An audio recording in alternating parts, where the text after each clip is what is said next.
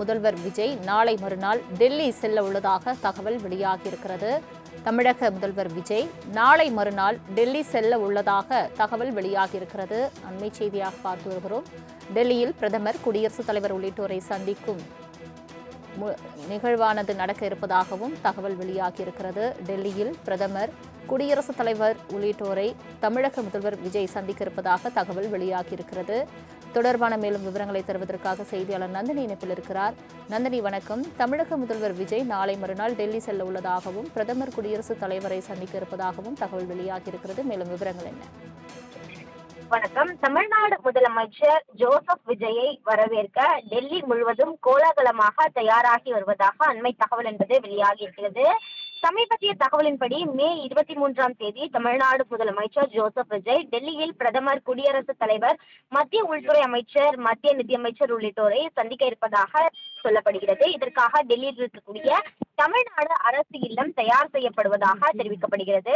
அரசு இல்லத்தில் முதலமைச்சர் தங்கக்கூடிய சூட் ரூம் மற்றும் ஆலோசனை கூடம் உள்ளிட்டவை அவசரமாக புதுப்பிக்கும் பணிகள் நடைபெற்று வருவதாகவும், மேலும் பீகாரில் உள்ள தமிழ்நாடு காவல்துறையின் 11வது பிரிவு முதலமைச்சர் விஜய்க்கு பாதுகாப்பு வழங்கும் பணிகளை திட்டமிட்டு வருவதாகவும் தெரிவிக்கப்படுகிறது. முதலமைச்சர் விஜய் பாதுகாப்பு மட்டுமின்றி முதல் முறை வருகை என்பதால் முதலமைச்சரை வரவேற்க வாழை மரம், தோரணம் கட்டுவதற்குமான பணிகள் நடைபெற்று வருவதாகவும் தெரிவிக்கப்படுகிறது.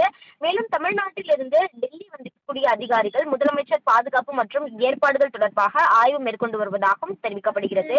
அந்த வகையில்தான் முதலமைச்சராக பொறுப்பேற்ற பிறகு முதல் முறையாக தமிழ்நாடு முதலமைச்சர் ஜோசப் விஜய் டெல்லி செல்ல இருக்கிறார். அங்கு பிரதமர், குடியரசுத் தலைவர், குடியரசு துணைத் தலைவர், மத்திய உள்துறை அமைச்சர், மத்திய நிதி அமைச்சர் உள்ளிட்டோரை நேரடியாக சந்தித்து பேச இருக்கிறார். அப்போது தமிழ்நாட்டின் நலன் சார்ந்த சில கோரிக்கைகளையும் அவர் முன்வைப்பார் என்ற தகவல் வெளியாகி இருக்கிறது. இந்த நிலையில்தான் முதலமைச்சரை வரவேற்க டெல்லி முழுவதுமாக ஏற்பாடுகள் மேற்கொள்ளப்பட்டு வருவதாகவும், அது மட்டுமல்லாமல் வாழை மரம், தோரணம் உள்ளிட்ட கோலாகலமான வரவேற்பளிக்க திட்டமிட்டிருப்பதாகவும், அதற்கான பணிகள் மேற்கொள்ளப்பட்டு வருவதாகவும் தற்போது தகவல் என்பது வெளியாகியுள்ளது. தங்களின் முழு விவரங்களுக்கு நன்றி நந்தினி.